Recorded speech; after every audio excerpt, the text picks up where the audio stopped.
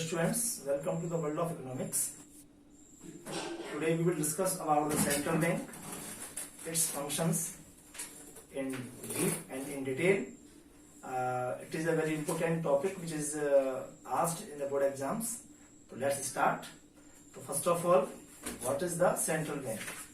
देखो हर कंट्री का एक बैंक होता है जो पूरे देश के बैंकिंग सिस्टम को कंट्रोल करता है, ओके और जो मनी सप्लाई होती है उसको रेगुलेट करता है। जो करेंसी, जो नोट्स होते हैं वो कितना होना चाहिए इकोनॉमी में, हाँ वो सभी कौन करता है? एक ऐसा बैंक करता है, उसको बोलते हैं सेंट्रल बैंक बोलते हैं। हर कंट्री का अपना अलग अलग बैंक होता है सेंट्रल बैंक। जैसे कि इंडिया का आरबीआई है, जैसे कि अमेरिका का आपका फेडरल रिजर्व बैंक है, इंग्लैंड का आपका बैंक ऑफ इंग्लैंड है।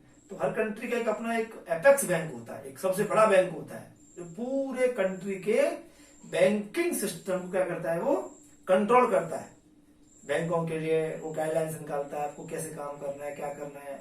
पूरे देश की मनी सप्लाई को कंट्रोल करता है, कितना मनी सप्लाई होना चाहिए ना। जो कमर्शियल बैंकों को कंट्रोल करता है वो उनको अपने वो बनाता है, गाइडलाइंस बनाता है जिन्हें कमर्शियल बैंकों को फॉलो करना होता है। वो समय समय पर क्या करता है? सेंट्रल गवर्नमेंट को एडवाइस देता है। वो देश की मॉनेटरी पॉलिसी को फ्रेम करता है।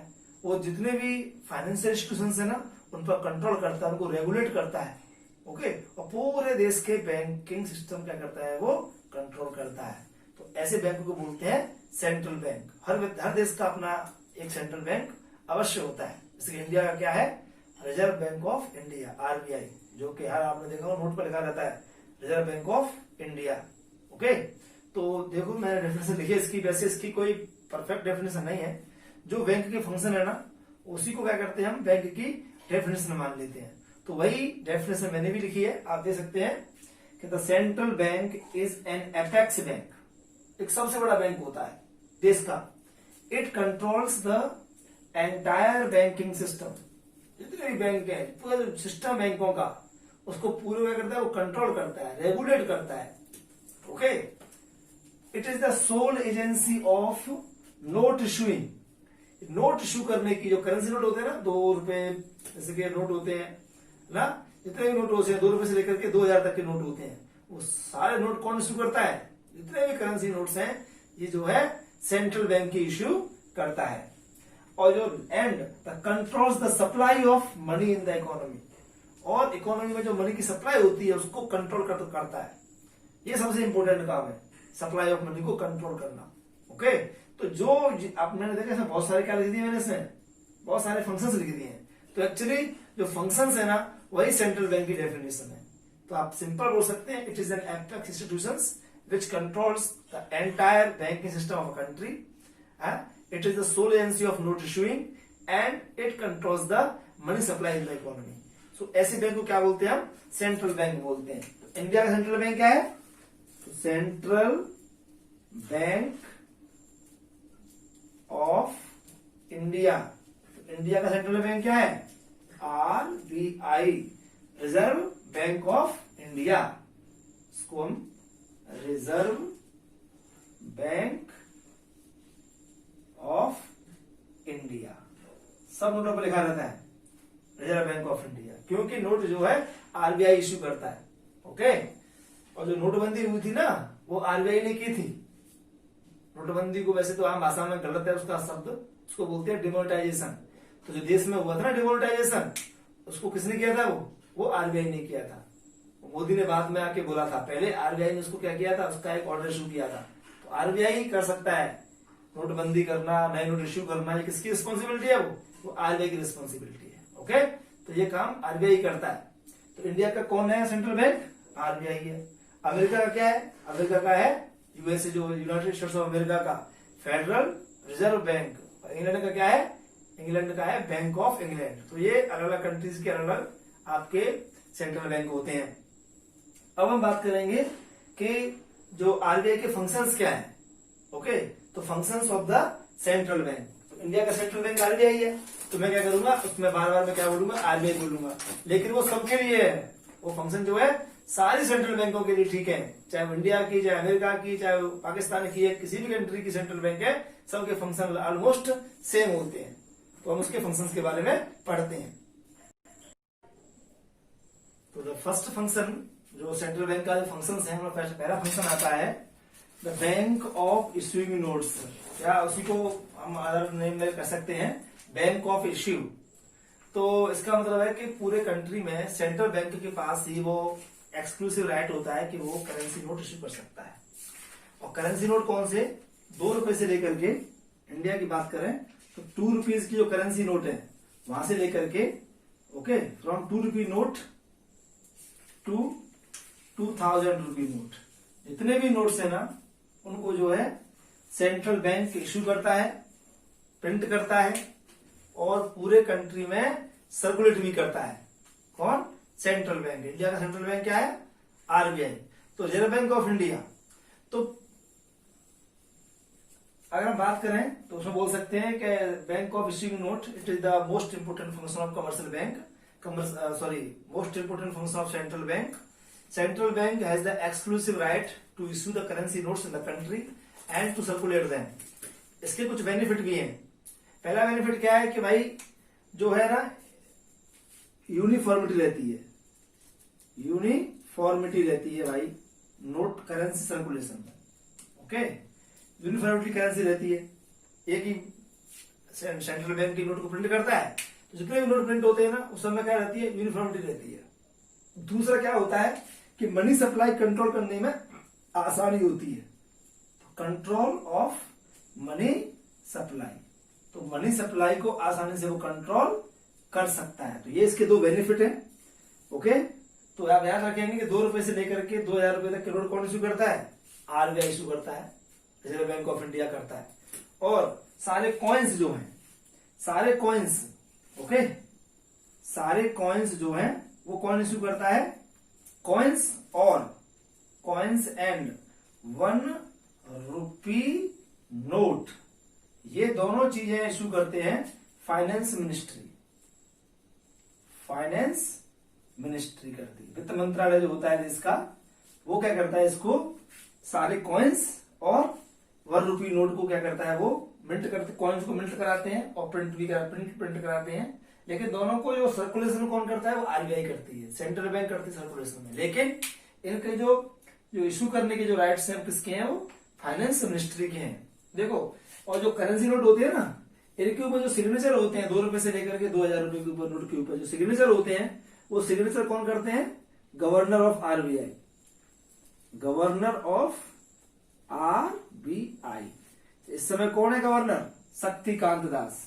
तो अब इस समय जो रुपी नोट इश्यू हो रहे होंगे उस पर किसके होंगे, गवर्नर जो है शक्तिकांत दास के सिग्नेचर हो रहे होंगे। मेरे पास पुराना नोट है, मैं आपको दिखा दूं तो देखेंगे। ये आपका, ये देखो, ये गवर्नर है। तो यहां देखिए ये सिग्नेचर दिख रहे हैं आपको गवर्नर के। उस समय गवर्नर थे उर्जित आर पटेल, तो ये लिखे हुए हैं। तो हर नोट पे क्या होते हैं, गवर्नर के सिग्नेचर होते हैं। जो आरबीआई गवर्नर होता है ना, उसके सिग्नेचर होते हैं 2 रुपए से लेकर के 2000 रुपए के नोट पर, ओके। और जो लिखा भी हुआ है यहाँ पे, I promise to pay the bearer the sum of 100 rupee, ये गारंटी देता है कि इसकी वैल्यू कुछ भी नहीं है। वैसे तो इसको बनाने में कितना खर्च होता है, बहुत कम खर्च होता है। ये 100 रुपए की नोट की जो कॉस्ट आती है प्रिंट करने की, वो 3 रुपए की समथिंग प्रिंट आती है। लेकिन कितने में चल रहा है, 100 रुपए में, क्योंकि इस पर गवर्नमेंट गारंटी है, आरबीआई गारंटी देता है कि मैं 100 रुपए की वैल्यू आपको देने का वचन देता हूं, प्रॉमिस देता हूं। इसलिए हम लोग इसको बिना सोच समझे क्या करते हैं, एक्सेप्ट कर लेते हैं। तो आरबीआई का बहुत बड़ा रोल होता है। और जो 1 रुपए सिक्के होते हैं, 1 रुपी नोट होता है ना, जो 1 रुपी नोट होता है, इस पर सिग्नेचर होते हैं फाइनेंस सेक्रेटरी के। इस पर किसके सिग्नेचर होते हैं, इस पर सिग्नेचर होते हैं finance secretary, okay, finance secretary, okay. तो 1 रुपए नोट पर किसके सिग्नेचर होते हैं, फाइनेंस सेक्रेटरी के। और 2 रुपए से लेके 2000 रुपए तक के नोट पर किसके सिग्नेचर होते हैं, गवर्नर ऑफ आरबीआई। तो मैंने आपको बता दिया, इसका पहला फंक्शन आपको समझ में आ गया होगा। अगर ये फंक्शन एग्जाम में आता है तो आप लिखेंगे, it is the most important function of commercial bank. तो bank has the exclusive right, sorry, it has the central bank has the exclusive right to issue the currency notes in the country. The benefit of it creates the uniformity in the currency, and the central bank can easily control the money supply. तो ये सब आप उसमें लिख सकते हैं। और कोई ऐसी संस्था नहीं है जो करेंसी नोट को इश्यू कर सके, केवल आरबीआई क्या करती है, इसको इश्यू करती है। तो पहला फंक्शन हो गया। अब हम सेकंड फंक्शन की तरफ बढ़ेंगे। सेकंड में जो फंक्शन होता है वो होता है बैंकर टू द गवर्नमेंट। तो बैंकर टू द गवर्नमेंट में 3 फंक्शंस आते हैं, लेकिन आपको लिखना एक ही फंक्शन में होता है। नाम इसका बैंकर टू द गवर्नमेंट है। इसमें ये सेंट्रल बैंक 3 काम करता है। तो central bank is a banker होता है, एजेंट होता है, फाइनेंशियल एडवाइजर होता है गवर्नमेंट का। तो 3 काम हो गए। एक तो बैंकर टू द गवर्नमेंट, एक एजेंट टू द गवर्नमेंट, एक हो गया financial advisor of the government. ये 3 काम करता है किसमें, banker to the government function में। ओके, इसमें अगर हम पहला देखें बैंकर में क्या करता है वो, तो ऐसे बैंकर ये क्या करता है, गवर्नमेंट के अकाउंट्स को मैनेज करता है। अकाउंट्स को मैनेज का मतलब ये है कि गवर्नमेंट के बिहाफ पर वो जो रिसीट्स होते हैं ना उनको एक्सेप्ट करता है और गवर्नमेंट के बिहाफ पर पेमेंट भी करता है। तो ये दोनों गवर्नमेंट के, state government and central government के जो अकाउंट्स होते हैं ना, बैंक अकाउंट्स, उनको क्या करता है वो मैनेज करता है। दूसरा इसमें क्या करता है वो गवर्नमेंट को लोन भी देता है अगेंस्ट गवर्नमेंट सिक्योरिटीज। देखो गवर्नमेंट का क्या होता है, कभी कभी एक्सपेंडिचर ज्यादा हो जाता है, उसकी रिसीट्स क्या होती कम होती है, टैक्स रेवेन्यू कम आया, खर्चा क्या हो ज्यादा हो गया, तो पैसा कहां से आएगा। तो गवर्नमेंट क्या करती है, सेंट्रल बैंक से लोन लेती है। तो लोन लेने में मतलब क्या करती है वो, गवर्नमेंट का क्या करती है, आरबीआई को सिक्योरिटी देती है। इसके बदले में आरबीआई क्या करता है, नोट प्रिंट करता है और नोट प्रिंट कर करके वो गवर्नमेंट को देता है एज ए लोन। वो क्या करता है, उसको देता है। तो इसको बोलते हैं डेफिसिट फाइनेंसिंग बोलते हैं, इसे डेफिसिट बजट बोलते हैं। बजट में घाटा हो गया, वो घाटा कैसे पूरा किया, आरबीआई से लोन लेके पूरा किया। ओके, तो इसी को बोलते हैं offer loans against government securities. Government जब नोट छापती है कि गवर्नमेंट नोट छाप देगी, तो नोट छापता कौन है, आरबीआई। तो गवर्नमेंट क्या करती है, आरबीआई से ऐसे लोन के रूप में पैसा लेती है। ओके, तो ये हो गया बैंकर के रूप में। दूसरा काम आता है एज एजेंट।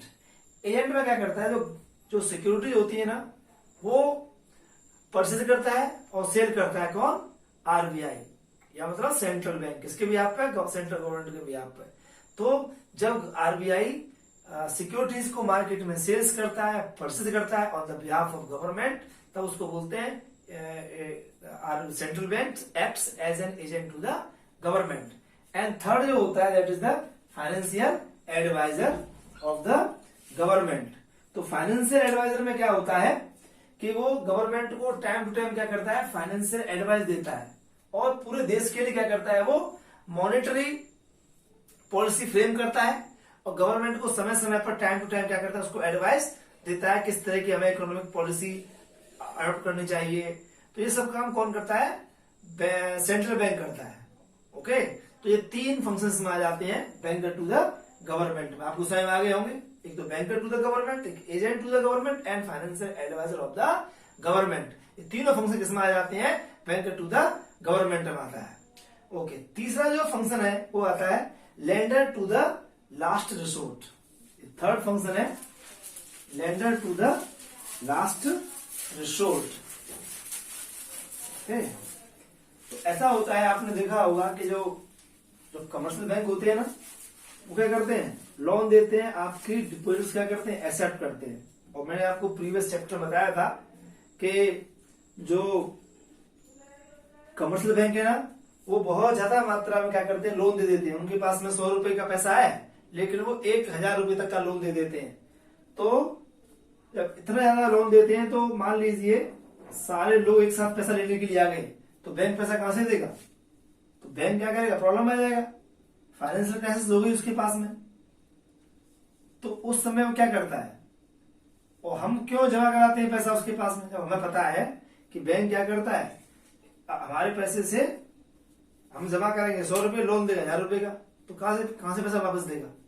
ऐसी कंडीशन में क्या करते हैं, जो कमर्शियल बैंक होते हैं, जब उनको कहीं से पैसा नहीं मिलता, मान लीजिए मार्केट में अफवाह उड़ गई कि बैंक फेल होने वाला है, सारे के सारे लोग क्या लाल खड़े हो गए बैंक के सामने, हम पैसा निकाले एक साथ। और आपको पता है कि बैंक अपने रिजर्व जो होते हैं बैंक के पास में, जो इनिशियल प्राइमरी डिपॉजिट होता है उसके कई गुना क्या करते हैं, वो लोन दे देते हैं। ओके, तो इतने सारे लोगों को कहां से पैसा देगा वो, और चूंकि बैंक क्राइसिस में तो उसे कहीं से पैसा नहीं मिलता। तो ऐसे समय में कमर्शियल बैंक कहां जाते हैं, वो जाते हैं सेंट्रल बैंक के पास, और central bank as a guarantor okay उनको क्या करता है, अंतिम रूप से लोन प्रोवाइड करता है। इसीलिए उसको बोलते हैं लेंडर ऑफ लास्ट रिसोर्ट, यानी कि जो अंतिम पर्सन जहां से लोन मिल सकता है उसको बोलते हैं लेंडर ऑफ लास्ट रिसोर्ट। तो जब फाइनेंशियल क्राइसिस में commercial bank is not able to get financial accommodation from anywhere else, at that time the commercial bank approaches to the central bank, and central bank as a guarantor offer loan to the commercial bank against the securities। तो इस function को क्या बोलते हैं? Lender to the last resort. आपको समझ में आ गया होगा क्या होता है? एक्चुअली जब फाइनेंशियल क्राइसिस होती है ना, तो उस समय क्या होते हैं कि बैंकों, आपको एज यू नो कि commercial banks creates demand deposits many more times than their actual reserves. So when bank loses their confidence, then people started withdrawing the money at a time. So but you know bank has a fraction amount, so it is a financial crisis, and commercial bank is not able to get financial accommodation from anywhere else. At that time the commercial bank approaches to the central bank, and central bank, being a lender of last resort and the guarantor of the bank, offers loans to the commercial bank to come out this crisis, financial crisis, against the securities. So this function is known as the lender of the last resort. अगला जो function है वो है bankers bank and supervisory role. देखो central bank होती है, bank का bank होता है, तो बोलते हैं बैंकर्स बैंक। जैसे कि कॉमन पब्लिक का जो रिलेशन कमर्शियल बैंकों के साथ में होता है, वही रिलेशन बैंकों का कहाँ होता है? सेंट्रल बैंक के साथ में होता है।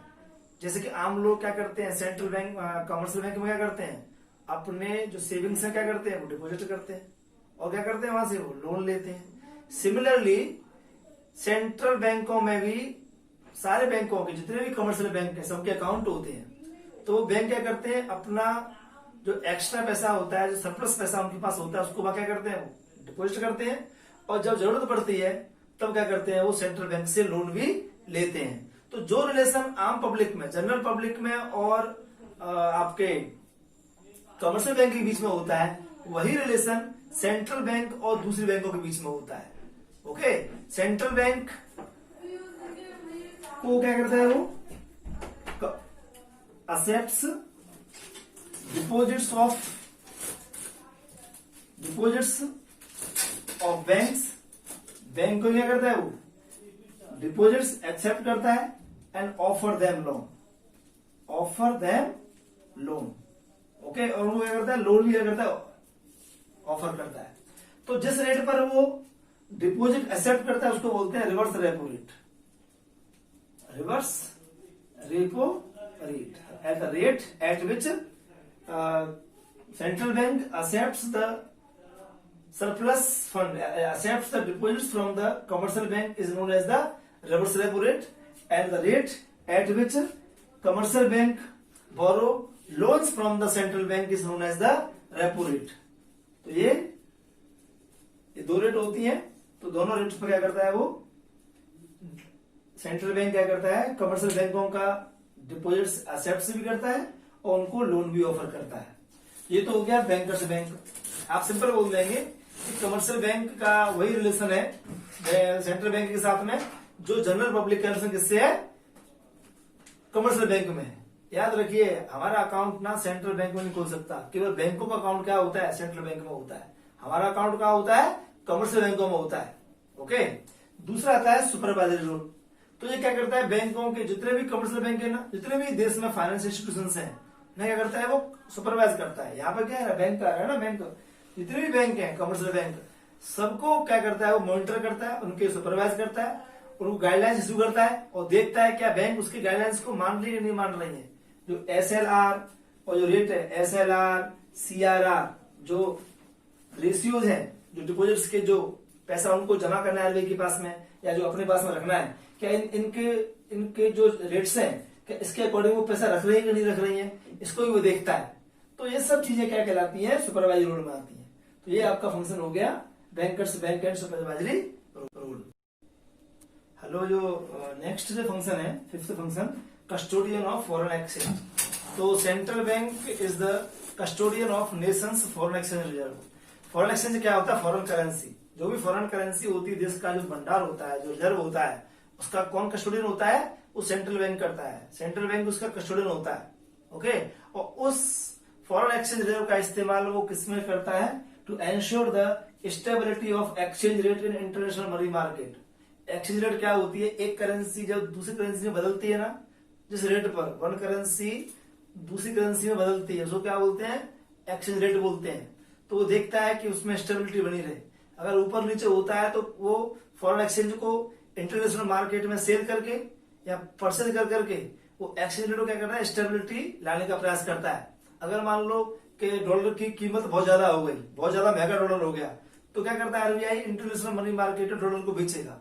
जब बेचेगा उसकी सप्लाई बढ़ेगी, सप्लाई बढ़ेगी उसकी प्राइस कम हो जाएगी। ओके, तो इस तरीके से क्या करता है? फॉरेन एक्सचेंज का इस्तेमाल कर करके वह फॉरेन एक्सचेंज रेट को क्या करता है? वो स्टेबल रखने का प्रयास करता है।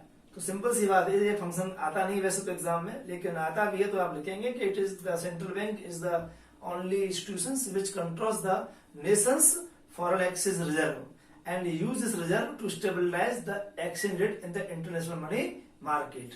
No other institutions in a country to control and custodian of the foreign exchange reserve. तो ये इसमें हम लिखते हैं। नेक्स्ट जो फंक्शन आता है, next function of central bank is the clearing house function.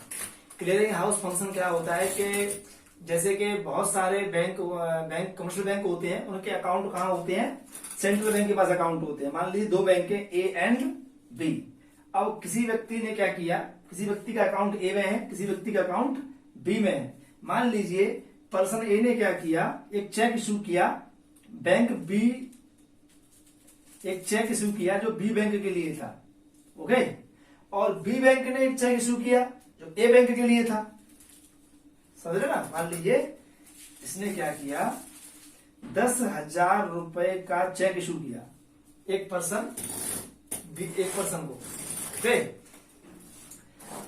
अच्छा, दूसरे पर्सन ने क्या किया? 15,000 रुपए का क्या किया? चेक इशू किया जो बैंक ए पेट्रोन है।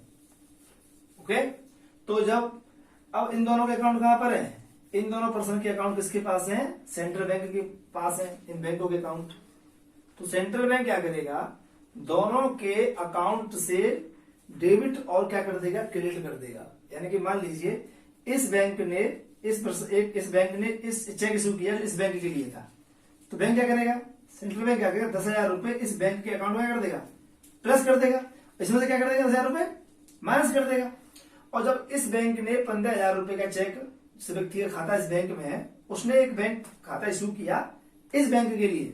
ओके, जो जिस व्यक्ति को चेक दिया उसका खाता इस बैंक में है ना, तो यहां जमा करना है, तो क्या करेगा? ये 15,000 रुपए यहां से माइनस कर देगा और यहां कर देगा प्लस कर देगा, यहां कर देगा माइनस।